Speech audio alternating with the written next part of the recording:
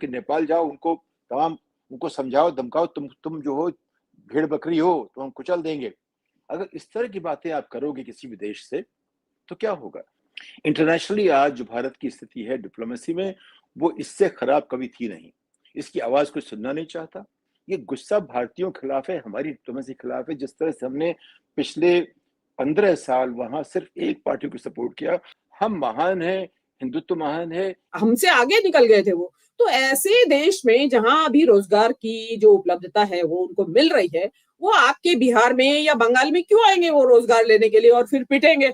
अब कायदे में तो देखा जाए, जो हसीना को जब वो वहां से भागी देश में, उसको और किसी कंट्री में क्यों नहीं ठौर मिला? इसीलिए नहीं मिला क्योंकि वो लोकतंत्र की हत्या करके भागी थी वहां से। तो कायदे में तो भारत को नहीं देना चाहिए कि हसीना यहाँ किस वजह से देश के अंदर इन्होंने बैठा के रखा हुआ है। यूनुस सरकार का तख्ता पलटा जाएगा और उसके बाद हसीना जी को वापस वहां उनकी सरकार बना दी जाएगी। इतना आसान नहीं है। लड़ाई से सुलझाना चाहते हैं तो हो सकता है एक ऑपरेशन सिंदूर और लॉन्च कर दे मोदी साहब, लेकिन सोचना पड़ेगा 2 बार अगर ऐसा कदम उठाते हैं। देखिए, आसिम मुनीर साहब और शाहबाज शरीफ जो वहां के प्रधानमंत्री हैं, उनको तीसरी बार बुलाया गया है, ट्रंप ने अपने व्हाइट हाउस में बुलाया है। तीसरी बार इनवाइट हुए और उनकी शान में कसीदे पढ़े ट्रंप साहब ने। और बांग्लादेश और आप उनकी जो गलबैयां चल रही हैं पाकिस्तान की, वो सारी दुनिया के सामने है। ठाकुर जब है, जब आपको अगल बगल वाले ठाकुर माने, अगल बगल वाले तो आपको गांठते नहीं है और आप ठाकुर बने घूम रहे। चारों तरफ से चीन पाकिस्तान पूरा आपके चारों तरफ से घिरे हुए हैं। चीन पाकिस्तान नेपाल, इधर आपका बांग्लादेश आ जाएगा, इधर श्रीलंका। बता दीजिए कौन सी तरफ से आप मित्र देश कि मैं ये चिल्लर कंट्रीज का नेता थोड़ी बनूंगा। मैं तो वहां अपना झंडा गाड़ूंगा जाके। और वो क्या झंडा गाड़ा आपने ऑपरेशन सिंदूर के समय? कौन सा एक कंट्री ने भी अगर आपका साथ दिया? तो आज थोड़ा बांग्लादेश पे इसलिए बात करना आवश्यक है कि अपना पड़ोसी है और एक ऐसा पड़ोसी था जो हमारे सुख दुख में हमारे साथ रहता था। हमसे उसके बहुत से नाते रिश्ते थे, लेकिन आज उस पड़ोसी से अपने रिश्ते बहुत कड़वे हुए हैं। लेकिन बांग्लादेश के रेफरेंस में जो हमारे विदेश मंत्री साहब हैं, ये क्या कर रहे हैं नहीं मालूम। बांग्लादेश को थोड़ा समझ लें। बांग्लादेश में ये हिंदुओं के ऊपर नहीं, भारतीयों के ऊपर इस तरह के इस समय एक लोगों का गुस्सा है। और वो कोई हिंदू नहीं टारगेट किए जा रहे हैं, वो भारतीय टारगेट किए जा रहे हैं। तो पहली तो एक बात इस चीज को समझना जरूरी होगा। यहां से आज की तारीख में हम लोग बिल्कुल इस समय एक दूसरे से, जिस तरह से पाकिस्तान के साथ हमारे रिश्ते हो गए हैं, कुछ कुछ उस दिशा में हम लोग बढ़ रहे हैं। ये खतरनाक चीज है। और इसमें एक नया एंगल हो गया है व्यापार। अडानी जी जिस तरह से वहां जाके एक उन्होंने बहुत महंगी बिजली बेची, उसके अलावा मालूम नहीं क्या क्या व्यापार वहां इन लोग किए। इन्होंने यहाँ तो जो देते लेते थे, वहां पे भी शेख हसीना को बड़ी रिश्वत दी और वो सब चीजें आज सतह पे आ रही हैं। हालांकि बांग्लादेश की इकोनॉमी काफी अच्छी कर रही थी, लेकिन जो रिप्रेशन, अथॉरिटेरियन रूल और अवामी लीग के गुंडों को जो उन्होंने अपोजिशन के खिलाफ डाला था और स्टूडेंट्स को जिस हाई हैंडेडनेस से उन्होंने ट्रीट किया, तो ये एक्सप्लोसिव सिचुएशन हो गया इकोनॉमिक अपॉर्चुनिटीज और अनएम्प्लॉयमेंट वगैरह के अलावा। तो हमें देखना था कि ये सिचुएशन इतना खराब होने हम क्यों दिए, हम क्यों बीजेपी गवर्नमेंट पूरे जो है एग्स इन हसीनास बास्केट डाल दिए बोल के हमें सोचना होगा कि ये अथॉरिटेरियन और डिक्टेटरशिप क्यों बनी। और हमें ये भी सोचना चाहिए कि इनके वालिद को या इनके फादर को 75 में क्यों मारा गया और उसके बाद मिलिट्री हुकूमत क्यों आई और कितने लंबे तक अरसी थी और कितने गहरे हैं मिलिट्री के रूट्स और उनके पावर में आने की वगैरह सब। तो ये मामला जो है पेचीदा होता जा रहा है और जो जमात इस्लामी है जो प्री 71 से भी एक्टिव है, वो पहले से ही एंटी इंडिया पॉलिसीज या रिटोरिक में मशहूर थी। तो अब जब इकोनॉमिक प्रॉब्लम्स मल्टीप्लाई होने लगे, यहाँ majoritarian government Hindutva policy adopt करने लगी, तो वहां भी जो है इसी तरह का एक्सट्रीमिज्म ये जमात इस्लामी और दूसरे गुट इस्तेमाल कर रहे हैं और एंटी इंडिया फीलिंग हो रहे हैं। तो ये मेजर सेटबैक है ये मोदी गवर्नमेंट की फॉरेन पॉलिसी से।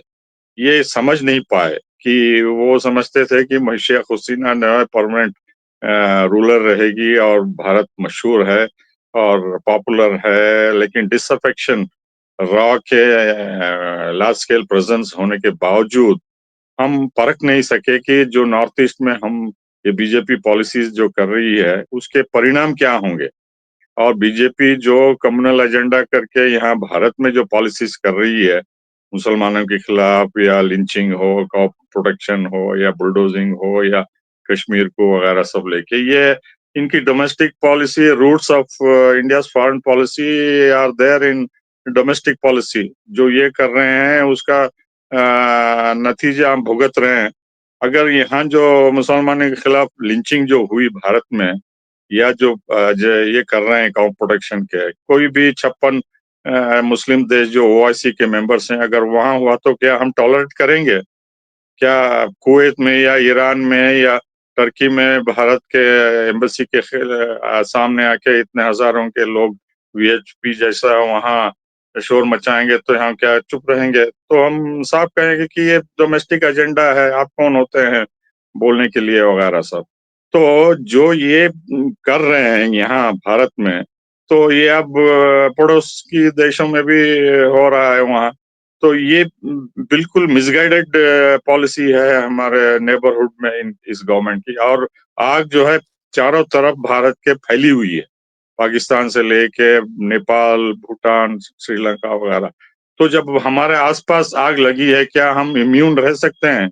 तो इस लिहाज से जो है ये सेटबैक हमारी ही कमियों से हुआ है। जी, मुझे खतरा ये नजर आ रहा है कि अभी तो वो कहीं ट्रम्प का दिमाग कहीं और फंसे हुए हैं। कल के दिन वो जो इंडिया और बांग्लादेश का जो खींचतान चल रही है उसमें वो न कूद पड़े। भारत की जो एक इंटरफेयरिंग पॉलिसी हो गई है, जिसमें एक तो ये कि हम महान हैं, हम विश्वगुरु हैं, हम तमाम बातें हम जानते हैं और हम चौथी विश्व व्यवस्था बन गए, अर्थव्यवस्था बन गए हैं। ये सारी बातें लोगों के गले नहीं उतरती हैं। तमाम देश जो हैं आपको देखते, अभी मैंने बात की किसी से नेपाल के बारे में, उन्होंने कहा कि जो हमको जो आदेश दिया गया था कि नेपाल जाओ, उनको समझाओ धमकाओ, तुम जो हो भेड़ बकरी हो तो हम कुचल देंगे।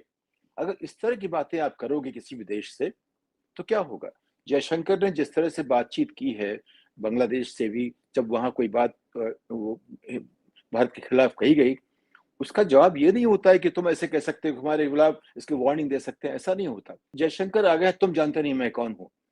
डिप्लोमेसी वहां से टूटना शुरू हो गई जब से जयशंकर ने कहा कि हम दुनिया की हर 5वां आदमी हिंदुस्तानी है, तुम मुझे क्या बताओगे? यूरोप उन्होंने कहा। तब से कुछ लोगों को बड़ा अच्छा लगा सुन के, वो जो इनको अच्छा लगा उन्होंने उसको और चढ़ाना शुरू कर दिया। उसके साथ भारत की डिप्लोमेसी का पतन शुरू हो गया। इंटरनेशनली आज जो भारत की स्थिति है डिप्लोमेसी में, वो इससे खराब कभी थी नहीं। इसकी आवाज कोई सुनना नहीं चाहता। आप रिश्ते बनाते रहिए, इनाम लेते रहिए। जहां व्यक्तिगत रिश्ते बनते हैं उससे राज्य के रिश्ते नहीं बनते, राष्ट्र के रिश्ते नहीं बनते। तमाम हिंदुत्ववादी लोग कह रहे हैं कि बांग्लादेश में हिंदुओं का ये हो रहा है, वो हो रहा है। हिंदू को नहीं, जैसे आनंद जी ने कहा, भारतीयों के खिलाफ एक गुस्सा है। 25 लोग जिनका नुकसान हुआ उनमें से एक हिंदू था, 24 मुसलमान स्थायी वहां के स्थानीय मुसलमान थे। इसमें हिंदू मुसलमान कुछ नहीं हो रहा है। ये जो एंगल जैसे भारत में दिया जा रहा है, हम वहां भी कोशिश कर रहे हैं।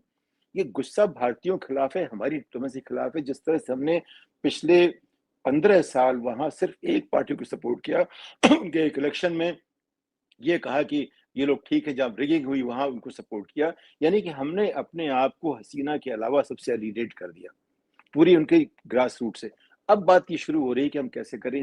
लेकिन आप क्या दिखा रहे हैं? हम तो सबसे महान हैं, हम विश्वगुरु हैं, हमारी अपनी छाती ठोकते रहते हैं, बाकी छोटे हैं। उससे डिप्लोमेसी नहीं चलती है। आपने अपने विरोधियों को, हसीना ने जिस तरह से व्यवहार किया, उसका उनको भुगतना पड़ रहा है। उसमें भारत का भी योगदान देखा जा रहा है। तो ये सारी सारी जो हार हमारी है वो डिप्लोमेसी की है, और हमारी जो अपने पड़ोसियों के प्रति हमारा जो रवैया है उसकी है। कि मालदीव तक हमसे अलग तरह से पेश आता है। श्रीलंका की हालत देख ली आपने, श्रीलंका, बांग्लादेश, नेपाल। क्या ऐसा देश में हो सकता है? देश में हो रहा है जगह जगह, उसकी आवाज आती नहीं है। उसको हम दबा रहे हैं।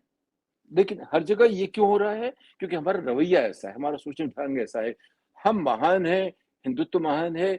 जितना हमारा ह्रास हुआ है रेपुटेशन का, क्रेडिबिलिटी का पिछले 10 साल में, उतना पहले 70 साल 60 साल नहीं हुआ था। उसकी वजह ही कि हमने हिंदुत्व को प्रदान कर दिया। कहा जा रहा है हिंदुओं के ऊपर हमले हो रहे हैं, लेकिन मेरे से पहले वक्ताओं ने बताया कि, और आपने भी जैसा कहा कि एक्चुअली तो भारतीयों के अगेंस्ट हमले हो रहे हैं, लेकिन हमारी सरकार ने इसको एक उन्माद फैला रखा है भारत के अंदर कि हिंदुओं के खिलाफ हमले हो रहे हैं, मतलब एज इफ कि हसीना वहां से आई और वहां पे हिंदू असुरक्षित हुए। और मेजरली इसमें जो भारत की जो डोमेस्टिक पॉलिसी है, जो मौजूदा सरकार है, उसकी जो डोमेस्टिक पॉलिसी है अल्पसंख्यकों के प्रति, उसका रिफ्लेक्शन सीधे बांग्लादेश में हो रहा है। खबरें आती रहती थी हमले की, भारतीयों के ऊपर हमले कहा जाता था उस जमाने में। तो अब ये जो है या हिंदुओं के हो गया, अब अल्पसंख्यक भी कहना बंद कर दिया है, सीधा ही हिंदुओं के बारे में कहा जाता है। तो जिस देश को भारत ने जन्म दिया और वो ही देश हमारा एक दुश्मन हो जाए, तो कहीं ना कहीं जरूर इसमें इंट्रोस्पेक्ट करने की जरूरत है कि कुछ हैंडलिंग में जरूर कमी आई है। कि कमी क्या आई है वो मेरे से पहले जो वक्ता है उन्होंने बहुत अच्छे तरह से एक्सप्लेन किया है कि किन किन कारणों से कमी आई है। और अभी लेटेस्ट में आप देख लीजिए, घुसपैठी है। अरे भाई, वहां की जो पर कैपिटा इनकम है ऑलमोस्ट आपके बराबर आ गई है बांग्लादेश की पर कैपिटा इनकम। और हसीना के टाइम में तो एक फेज ऐसा आया था कि बांग्लादेश इंडिया की पर कैपिटा इनकम ज्यादा निकल गई थी वो $150 के हिसाब से ही, लेकिन उनसे हमसे आगे निकल गए थे वो। तो ऐसे देश में जहां अभी रोजगार की जो उपलब्धता है वो उनको मिल रही है, वो आपके बिहार में या बंगाल में क्यों आएंगे वो रोजगार लेने के लिए और फिर पिटेंगे और मरेंगे वहां पे। और जो हो रहा है, जो कुछ आप देख रहे हैं, तो ये चीजें जो है, आप क्या होता है कि हमारी जो सरकार है वो अपने आंकड़ों के जरिए या अपनी जो रेटरिक के जरिए या फिर गुमराह करने की जो इनकी तरकीबें हैं उसके जरिए इस देश की जनता का बड़ा मूर्ख बना रही है। और देश की जनता को पहले तो देखिए, जब तक ये आपके यूट्यूब चैनल्स नहीं आए थे उससे पहले देश की जनता के पास फैक्ट चेक करने का या सच्चाई जानने का कोई जरिया था ही नहीं। अभी लेकिन अब थोड़ा बहुत जो आप लोगों के प्रयासों से जो कुछ सच्चाई सामने आ पाती है या आप लोग अपने संसाधनों से जितना भी ला पाते हैं वो आप कोशिश करके लाते हैं और जनता जान भी रही है और समझ भी रही है। अब रही आपने की हसीना को शरण देने की बात, देखिए हसीना कितना भी प्रो हिंदू रही हो या प्रो इंडिया रही हो, लेकिन उनकी जो अप्रोच थी लोकतंत्र के प्रति वो हेल्दी नहीं कही जा सकती। वहां पे विपक्ष ने बहिष्कार किया हुआ था आंदोलनों उनका चुनावों का, और वो चुनाव जीत के और बैठी हुई थी और दमन चक्र चल रहा था उनका, विपक्षियों को उन्होंने जेल में डाल रखा था सबको, और उसके बाद वो चुनाव जीत के आ रही थी। तो वो जिस एक लोकतांत्रिक पिता की जो संतान थी, उस लोकतंत्र को जो उनके फादर की जो उनको विरासत मिली थी उन्होंने उसको सम्मान नहीं किया। अब कायदे में तो देखा जाए, जो हसीना को जब वो वहां से भागी देश में, उसको और किसी कंट्री में क्यों नहीं ठौर मिला? इसीलिए नहीं मिला क्योंकि वो लोकतंत्र की हत्या करके भागी थी वहां से, और हमारे देश में उनको ठौर मिला। अब हमारे देश में लोग, यहाँ के जो भक्तगण है और ट्रोल आर्मी है, वो भी आश्चर्यचकित रह गए कि भाई मुस्लिम है एक तो, और ऊपर से लोकतंत्र वहां पे चुनाव में यूनिलैटरली जीत के आ गई है, तो इनको दे कैसे दिया इन्होंने यहाँ पे? तो कायदे में तो भारत को नहीं देना चाहिए था। और अभी भी एक लोगों की जो बोलते नहीं है, लेकिन जो बीजेपी के नेता भी हैं और जो जनता भी है समर्थक, उनको ये बात समझ में नहीं आती है कि हसीना यहाँ किस वजह से देश के अंदर इन्होंने बैठा के रखा हुआ है। आप ये, मुझे ऐसा लगता है कि जो एक छन के खबरें आती है कि उनकी उम्मीद, जो भारत सरकार की उम्मीद ये है कि यूनुस सरकार का तख्ता पलटा जाएगा और उसके बाद हसीना जी को वापस वहां उनकी सरकार बना दी जाएगी। इतना आसान नहीं है। अभी मैं कुछ देख रही हूँ, उनके चैनल्स, यूट्यूब चैनल्स इस तरीके का उन्माद फैलाते हैं। वो कह रहे हैं कि भारत को बांग्लादेश पे हमला करना चाहिए या नहीं, या बांग्लादेश पे हमला करने वाला है। फिर साथ साथ ये भी कह रहे हैं इन द सेम ब्रेथ कि पाकिस्तान और बांग्लादेश तो अब एक हो गए हैं, इसलिए हमें 2 बार सोचना पड़ेगा। तो अब जब आपको इतनी सारी चीजें सोचनी पड़ रही हैं, तो आप इतना सब उन्माद फैला क्यों रहे हैं? आप इस बात के, आप अगेन वही जिस डिप्लोमेसी की बात सतीश झा साहब कर रहे हैं कि आप डिप्लोमेटिकली सुलझाने की कोशिश क्यों नहीं करते हैं किसी भी झगड़े को? वो इनकी डिक्शनरी में डिप्लोमेसी के जरिए सुलझाने, क्योंकि डिप्लोमेसी में गिव एंड टेक होता है और इनको गिव एंड टेक तो आता नहीं करना। टेक तो बिल्कुल टेक ही टेक आता है इनको, गिव नहीं आता बिल्कुल भी करना।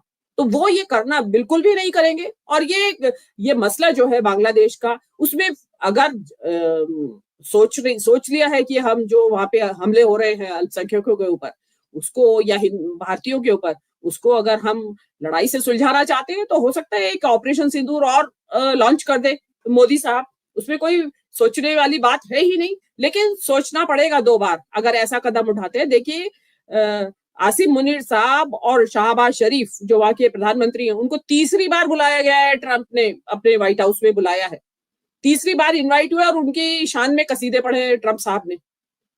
तो ये भारत के लिए एक बहुत बड़ी चिंता की बात है, बहुत बड़े संकेत है, खतरा है कि अभी भी आपके साथ जो बांग्लादेश को लेके आप ये समझें कि अमेरिका आपके पक्ष में खड़ा होगा, मुझे ऐसा बिल्कुल लगता भी नहीं है। और बांग्लादेश और आप उनकी जो गलबैयां चल रही हैं पाकिस्तान की, वो सारी दुनिया के सामने है। तो जो हमें जो अपने गुरूर जो है चौथी अर्थव्यवस्था का, तो देखिए ठाकुर जब आपको अगल बगल वाले ठाकुर माने, अगल बगल वाले तो आपको गांठते नहीं है और आप ठाकुर बने घूम रहे। कौन गांठता है आपको? मालदीव में तो इलेक्शन लड़ा जाता है कि नो इंडिया, उनका इस नारे के ऊपर इंडिया आउट का नारे के ऊपर इलेक्शन लड़ा गया था। वहां जो मौजूदा प्रधानमंत्री राष्ट्रपति हैं वो इस इलेक्शन पे, मतलब एक छोटे सा देश जिसकी लाखों में आबादी है, वहां पे एंटी इंडिया सेंटीमेंट है। नेपाल में एंटी इंडिया सेंटीमेंट है, श्रीलंका में एंटी इंडिया सेंटीमेंट है। कौन सी कंट्री में आपका छोटे देश, वो भूटान जाते हैं आपके घर में आग लगी पड़ी है, वहां बम विस्फोट हो गया और आप भूटान जा रहे हैं वहां के राजा के जन्मदिन मनाने। तो ये वहां क्योंकि आपको लगा कि एक यही बचा है, और जो उनकी वो जो हैसियत है, भूटान का तो खुद का कुछ है ही नहीं उनके पास। तो एक तो हैप्पीनेस वाले कंट्री है वो, तो ना तो वो लड़ने में यकीन करते हैं ना लड़वाने में यकीन करते हैं। तो उनसे आप क्या उम्मीद कर रहे हैं? जो स्ट्रेटेजिकली इंपॉर्टेंट है आपके लिए लोग, वो तो आपके दुश्मन है चारों तरफ से। चीन पाकिस्तान पूरा आपके चारों तरफ से घिरे हुए हैं, चीन पाकिस्तान नेपाल, इधर आपका बांग्लादेश आ जाएगा, इधर श्रीलंका। बता दीजिए कौन सी तरफ से आप मित्र देश? एक भी मित्र देश नहीं है। लेकिन क्यों? क्योंकि हमारी फॉरेन पॉलिसी या हमारे नीति निर्धारकों को ये लगता है कि हम क्या इस सस्ती सी दुनिया के नेता थोड़ी बनेंगे, हम तो वेस्टर्न वर्ल्ड में अपना नेतृत्व का झंडा गाड़ेंगे। और मोदी जी ने वही किया। मतलब जो ये भाग भाग के वेस्टर्न वर्ल्ड में जाते थे, वो इसी चक्कर में तो जाते थे कि मैं ये चिल्लर कंट्रीज का नेता थोड़ी बनूंगा, मैं तो वहां अपना झंडा गाड़ूंगा जाके। और वो क्या झंडा गाड़ा आपने ऑपरेशन सिंदूर के समय? कौन सा एक कंट्री ने भी अगर आपका साथ दिया हो? किसी ने आपका साथ नहीं दिया। तो हम फिर अकेले के अकेले ही हैं। ये सबसे बड़ा फेल्योर है इस सरकार की विदेश नीति का। और बाकी जो ये बांग्लादेश है, ये तो अपने पड़ोस का देश है, और जिसके साथ आपका दिन रात एक झगड़ा है कि लोग सीमा पार करते रहते हैं या झगड़े फसादों में शामिल होते हैं या लोगों का रोजगार खाते हैं, उस देश के साथ तो आपके सबसे ज्यादा कॉर्डियल रिलेशन होने चाहिए थे। मधुर ना भी हो तो कम से कम मारकाट के रिलेशन तो ना हो। आप यहाँ सोशल मीडिया में देखिए किस तरीके की गाली गलौज चल रही है। तो ये चीजें क्या होता है, अब सोशल मीडिया के जमाने में एट द सेम टाइम दोनों जगह पढ़ा जा रहा है, इधर भी पढ़ा जा रहा है उधर भी पढ़ा जा रहा है। तो बजाय माहौल कॉर्डियल बनने के और जहरीला हो रहा है। और ये किस चीज में तब्दील हो जाएगा कोई कह नहीं सकता।